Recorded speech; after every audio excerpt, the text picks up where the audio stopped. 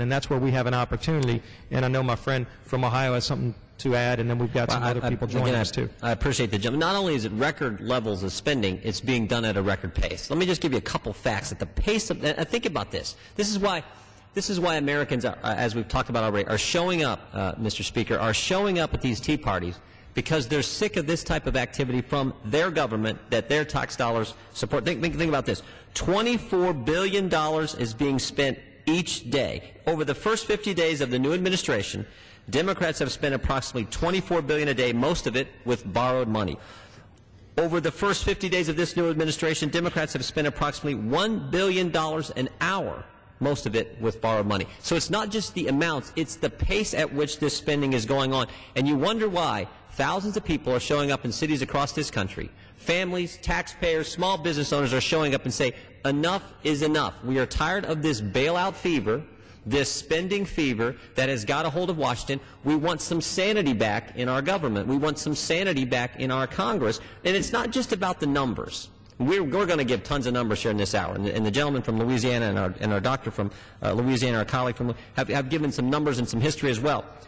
But in the end, it's about people and the impact this has. Think about this budget that's going to be in the Budget Committee for a vote this Wednesday, 2 days from now. This budget, which record levels of spending, record deficits, 10 largest annual deficits in American history over the next 10 years.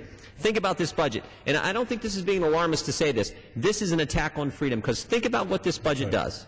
For largest tax increase in history. When you take money out of the pockets of families, I've said before, I'm convinced some politicians won't be happy until they have an IV hooked up to the taxpayer's wallet and they can hit the drip button anytime they want. I mean, they want the money. They think they're smarter than the American family out there. So record level of taxes, unprecedented continuation of the spending that we've been talking about, a further nationalization of health care. Now think about all three of those for a second. When they take your money, you have less freedom. When they spend and spend and spend and mortgage our kids' and grandkids' future, that simply means the next generations of Americans are going to have less freedom because they're going to have to pay that money back, which means less money in their pocket to go after their goals and dreams. When you have a further nationalization of health care and you got some centralized board here in Washington deciding what kind of health care you and your family are going to get, that's a loss of liberty. And the worst one, which we haven't even got to, and I know my colleague from Louisiana understands this issue probably better than any of us on the floor tonight, that's this cap and trade, cap and tax concept, which will be the largest tax increase in history.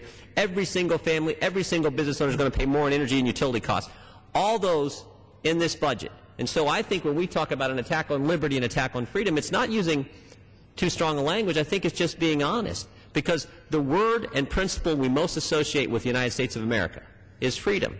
And that's what this budget is attacking. And that's why we're here tonight, under the leadership of our friend from Louisiana, talking about how bad this is and the direction that it takes our country, and why we think our policies of keeping taxes low, getting spending under control, not imposing this crazy cap and trade concept on American families and business owners is the right approach to take. And with that, I would yield back to my colleague from Louisiana. Again, I thank the gentleman from Ohio, and what you talked about, we definitely are going to cover